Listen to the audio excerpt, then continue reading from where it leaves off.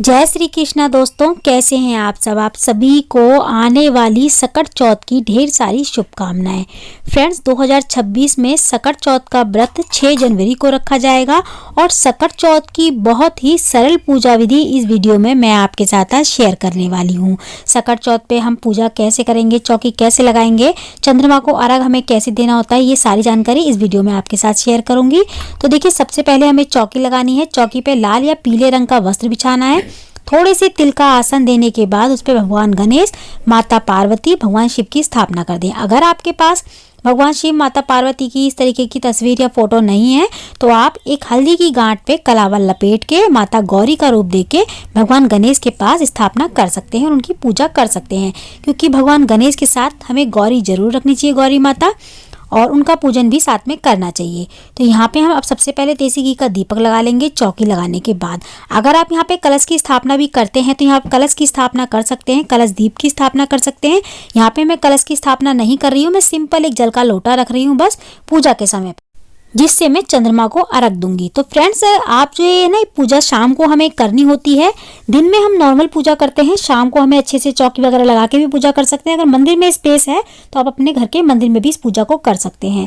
तो सभी की स्थापना करने के बाद हमें देसी घी का एक दीपक लगाना है, एक कलश तैयार करना है जिससे हमें चांद को अर्घ देना है।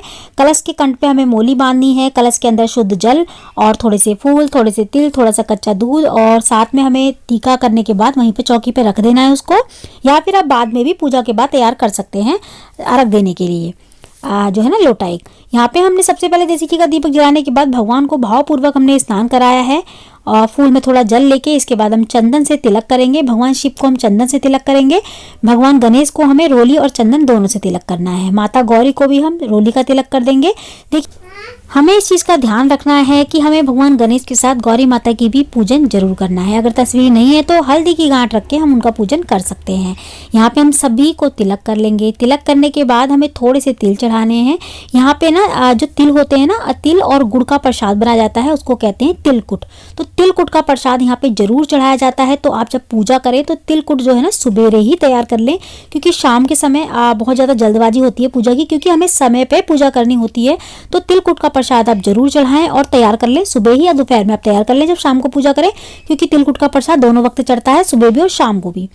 यहाँ पे देखिए, हमने ना भगवान गणेश को जो है ना कलावा चढ़ा दिया है। भगवान शिव, माता पार्वती को भी हम कलावा चढ़ा देंगे। आप चाहें तो माता पार्वती को चुन्नी भी उड़ा सकते हैं। यहाँ पे देखिए, अगर आप जनेऊ लेके आए तो जनेऊ चढ़ा दें, जनेऊ नहीं लेके आए तो कलावे को आप 5 बार लपेट के उसके बाद जो है ना गणेश भगवान को और भगवान शिव को चढ़ा सकते हैं।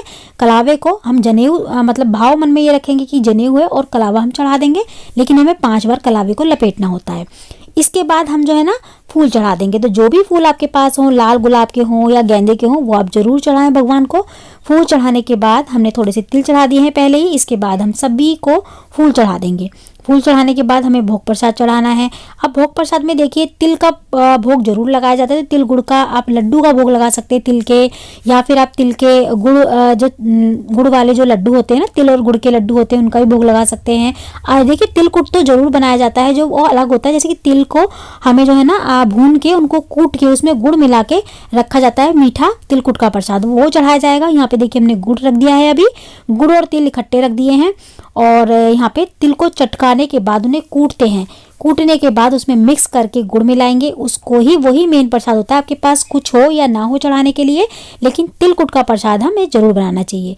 यहाँ पे हम माता गौरी को कुछ श्रृंगार की चीज़ें चढ़ाएंगे। आप 5 श्रृंगार की चीज़ें जरूर चढ़ाएं। इसमें कुछ श्रृंगार का सामान रख सकते हैं। अगर आप सुहागन हैं तो श्रृंगार की चीज़ें जरूर चढ़ाएं।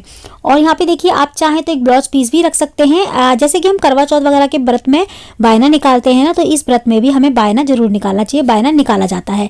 यहाँ पे हम जो है ना सकट चौथ की कथा भी सुनेंगे। कथा सुनना बहुत जरूरी होता है। अगर आपने दिन में सुबह पूजा के वक्त कथा सुन ली है तो आप शाम को कथा ना सुने। अगर आपने सुबह नहीं मतलब दोपहर में कथा नहीं सुनी है, दोपहर में अगर कथा सुनने हैं तो जैसे सूरज को अर्घ भी दिया जाता है, तो कथा सुनने के बाद हम सूरज को अर्घ देते हैं। दिन में ही कथा सुन लेते हैं हम। तो अगर आप दिन में कथा नहीं सुनते तो पूजा करने के बाद, सूर्य को अर्घ देने के बाद शाम को कथा जरूर सुने। शाम को पूजा के वक्त कथा सुने। यहाँ पे कथा जब हम सुनते हैं तो सीधे हाथ में थोड़े से तिल लेते हैं। तिल लेने के बाद हम कथा सुनते हैं और एक जल का भरा हुआ लोटा रखते हैं। लोटे के कंठ पे हमें मोली जरूर बांधनी होती है, जो हम पूजा के समय लेते हैं कथा सुनते वक्त।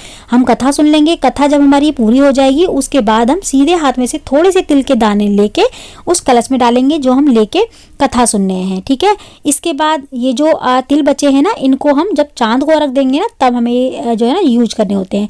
तो ये कथा हम दिन में ही सुनते हैं। यहाँ पे मैं अभी आपको बता रही हूँ, हम रात को जैसे अगर बाई चांस मान लीजिए दिन में कथा नहीं सुनी है तो हम रात को कथा सुनेंगे, शाम के समय जब पूजा करते हैं ना तब कथा सुनते हैं। तो तब ये तिल अलग निकाल के चंद्रमा को अर्घ देने के लिए जरूर निकाले जाते हैं। इस वाले लोटे को हम अलग रख देंगे। यहाँ पे हम अग्यारी करेंगे। तो यहाँ पे अग्यारी में देखिए हमको ना, अगर आप अग्यारी करते हैं तो करें, नहीं करते तो इसको स्किप कर सकते हैं। अग्यारी में क्या होता है कि हमें ना थोड़े से तिल चिटकाने होते हैं, जो अपने भोग चढ़ाया होता है वो चढ़ाना होता है।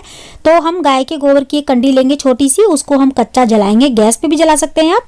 जलाने के बाद हम उस पर कपूर रख के उसको जलाएंगे। उसके बाद इसमें 5 हम जो है ना भगवान की आहुति देंगे, मतलब 5 देवताओं की नाम की हम आहुति देंगे, उनको भोग लगाएंगे देसी घी का। तो 5 देवता जैसे कि गणेश जी हो गए, माता गौरी हो गई, भगवान शिव हो गए, भगवान विष्णु हो गए और सूर्यदेव हो गए, इनके नाम की हम जो है ना भोग लगाएंगे देसी घी का। पहले उनका नाम ही लिया जाता है, उसके बाद जो भी हमने भोग चढ़ाया होता है वो सारे भोग हम इसमें चढ़ा देते हैं। सबसे पहले हमें तिल चटकाने होते हैं इनमें। तिल चटकाने के बाद थोड़ा सा गुड़ का भोग लगाया जाता है। फिर जो हमने जो भी प्रसाद चढ़ाया है, अपने भोग वगैरह में जो भी बनाया हो, पारण के समय पे या बायने में देने के लिए जो भी आपने चढ़ाया हो, वो थोड़ा थोड़ा निकाल के इसमें से अग्यारी में आप डाल सकते हैं। तो अग्यारी इस तरीके से करनी होती है। तो अगर आप अग्यारी करते हैं तो करें, वरना इसको स्किप कर सकते हैं। इसके बाद हम हाथ जोड़ के भगवान से प्रार्थना करेंगे और ये जल का लोटा है, इसमें थोड़ा सा जल लेके हम जो हमने अग्यारी करी है उसके चारों ओर हम इस तरीके से फेर देंगे 2 बार। 2 बार फेरने के बाद पूरी चौकी पे भी फेरना है हमको। फेरने के बाद हम हाथ जोड़ लेंगे, प्रार्थना करेंगे भगवान गणेश माता गौरी से अपनी संतान की लंबी आयु, अच्छा स्वास्थ्य, अच्छे भविष्य के लिए हम प्रार्थना करेंगे। अपने घर में सुख शांति बनी रहे, सभी चीजों के लिए प्रार्थना करते हुए हम हाथ जोड़ के फिर इसके बाद करेंगे हम आरती।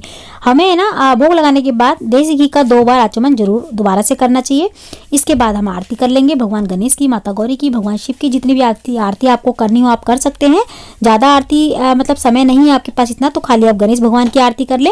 आरती करने के बाद हमारी पूजा हो जाती है संपन्न। इसके बाद जो भी हमने भोग प्रसाद चढ़ाया होता है, जो हमने श्रृंगार का सामान निकाला होता है, बायना निकाला होता है, वो हमें अपनी सासू माँ को या मंदिर में दान दे के आना होता है। उसके बाद हमें चंद्रमा को अर्घ दे के और अपने व्रत का पारण कर लेना होता है। तो इसी तरीके से व्रत रखा जाता है। अगर आपको जानना है कि सकट चौथ का व्रत पहली बार कैसे शुरू करें, तो हमने एक वीडियो पहले से ही अपलोड कर दी है, आप देख सकते हैं कि सकट चौथ का व्रत पहली बार कैसे रखा जाता है, कैसे रख सकते हैं आप। तो फ्रेंड्स, अगर आपको वीडियो अच्छी लगी हो तो लाइक शेयर जरूर करिएगा। मैं मिलती हूँ आपसे अगली वीडियो में ऐसी अच्छी सी एक और वीडियो के साथ। जब तक के लिए जय माता दी, जय श्री कृष्ण।